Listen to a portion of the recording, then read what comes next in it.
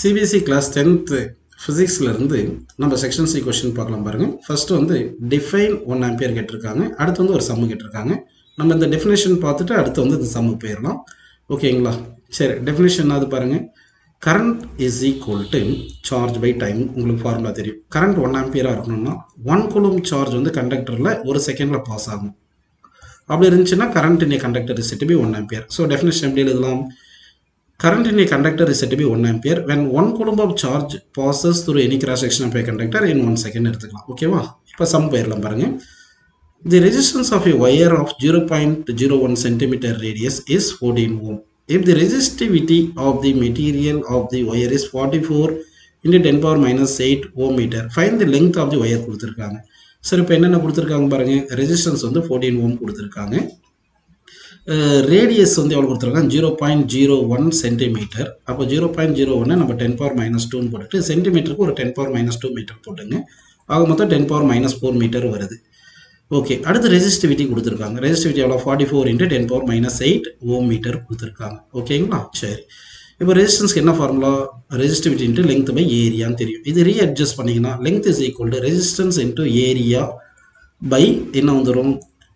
நமக்கு ரெசிஸ்டிவிட்டின்னு வந்துடும். அப்போது ரெசிஸ்டன்ஸ் இன்ட்டு ஏரியாவுக்கு வந்து πr ஸ்கொயர்னு போட்டுக்கலாம், டிவைட் பை ரோன்னு போட்டுக்கலாம். இப்போ ரெசிஸ்டன்ஸ் எவ்வளோ கொடுத்தாங்க? 14. பை எவ்வளோப்போ? 22/7 போட்டுக்கலாம்.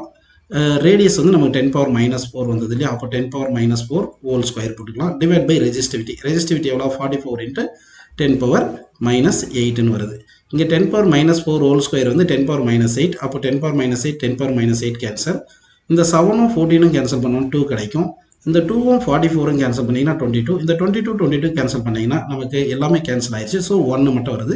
எல்லாமே எஸ்ஐ யூனிட்டில் எடுத்ததுனால நமக்கு லெங்த் வந்து 1 மீட்டர்னு எடுத்துக்கலாம். அப்போ லெங்த் ஆஃப் தி ஒயர் எவ்வளோ கிட்டிருக்காங்க? ஸோ 1 மீட்டர்னு எடுத்துக்கலாம்ப்பா. அடுத்த கொஸ்டின் பாருங்கள். கன்சிடர் தி ஃபாலோயிங் சர்க்யூட் சொல்லியிருக்காங்க. Calculate the values of the following. First வந்து இந்த 10 ஓமும் 15 ஓமும் பேரலில் இருக்குது.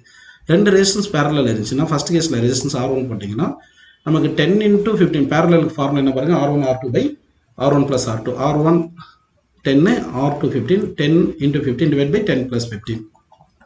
அப்போ மேலே வந்து 150 வந்துடும். கீழே வந்து என்ன வருது? 25ன்னு வருதுப்பா. சரிங்களா? 25 இது கேன்சல் பண்ணால் இது 1 டைம், இங்கே வந்து 6 டைம். அப்போ வந்து 6 ஓம் கிடைக்குது. ஸோ 10ம் 15ம் நம்ம பேரலில் கனெக்ட் பண்ணோம்னா 6 ஓம் கிடைக்குது. செகண்ட் கேஸ் பாருங்கள். செகண்ட் கேஸ் வந்து R2 எடுத்துக்கலாம். ஃபர்ஸ்ட் ரெசிஸ்டன்ஸ் 60 ஓம் பேரலில் இருக்கிறதுனால R1 R2 by R1 plus R2 பண்ணோம். So 60 into 40 divided by 60 plus 40ன்னு போட்டுக்கலாம். ஓகேங்களா? 60 into 40 எவ்வளோ வரும்? 2400 வருது. கீழே வந்து 60 plus 40 100 வருது. ஸோ இப்போ என்ன பண்ணலாம்? இது ரெண்டுமே கேன்சல் பண்ணால் 24 ஓம் வருது. ஓகேங்களா? அப்படின்னா இது 24 ஓம் வருது. இப்போ இந்த 24 ஓம் இந்த 6 ஓமும் சீரீஸில் இருக்குது. அப்போ டோட்டல் ரெசிஸ்டன்ஸ் வேணும்னா இது ரெண்டுத்தையும் கூட்டணும். R1 plus R2. R1 6 ஓம், R2 வந்து 24. ஸோ கூட்டினீங்கன்னா 30 ஓம் கிடைக்குது. அப்படின்னா டோட்டல் ரெசிஸ்டன்ஸ் ஆஃப் சர்க்யூட் எவ்வளோ கேட்டாங்க? 30 ஓம்னு எழுதிக்கலாம். ஓகேங்களா? அது ஃபர்ஸ்ட் ஒன்று முடிஞ்சு. செகண்ட் வந்து total current Tran from the circuit கேட்டிருக்காங்க, சோர்ஸ்.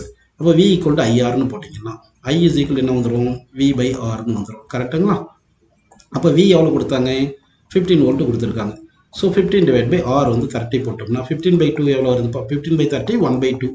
அப்போ 1/2 ஆம்பியர் 0.5 ஆம்பியர் அப்படின்னு எழுதிக்கலாம். ஸோ செகண்ட் வந்து எவ்வளோ வருது பாருங்கள்? 0.5 ஆம்பியர் கிடச்சிருக்கு. அடுத்து என்ன கேட்டிருக்காங்க? Potential difference across the parallel combination of 10 ohm and 15 ohm. அப்போ 10 ஓமும் 15 ஓமும் ரெண்டுமே சேர்ந்தால் 6 ஓம் தானேப்பா வருது. ஓகே, அப்படின்னா இங்கே வந்து இது 6 ஓம் வருது. மொத்தமாக சேர்ந்து 6 ஓம் வருது. இங்கே பொட்டன்ஷியல் டிஃபரன்ஸ் கேட்குறாங்க. அப்போ பொட்டன்ஷியல் டிஃபரன்ஸ் ஈக்குவல் டு என்னது? Current into resistance. சரிங்களா? கரண்ட் எவ்வளோ பார்த்தோம்? நம்ம 0.5 பார்த்துட்டோம். ஓகேங்களா? கரண்ட் 0.5 தான் இதில் பாஸ் ஆகுதுன்னு பார்த்துட்டோம். ஓகேங்களா? அப்போ ரெசிஸ்டன்ஸ் எவ்வளோ? 6 ஓம். அதாவது 10ம் 15ம் பேரலில் கனெக்ட் பண்ணால் 6 ஓம் வருது. அப்போ 0.5 into 6 எவ்வளோ வருதுப்பா? 3 வோல்ட் வருது. ஸோ அப்போ வந்து நமக்கு பொட்டன்ஷியல் எவ்வளோ கிடைக்குதுன்னா 3 வோல்ட் அப்படின்னு எடுத்துக்கலாம். ஸோ வந்து தேர்டுக்கு வந்து ஆன்சர் 3 வோல்ட். ஃபர்ஸ்ட் செகண்டுக்கு வந்து 0.5 ஆம்பியர். இங்கே டோட்டல் ரெசிஸ்டன்ஸ் 30 ஓம்னு ஆன்சர் கிடச்சிருக்கு அப்படின்னு ஆன்சர் எடுத்துக்கலாம்ப்பா.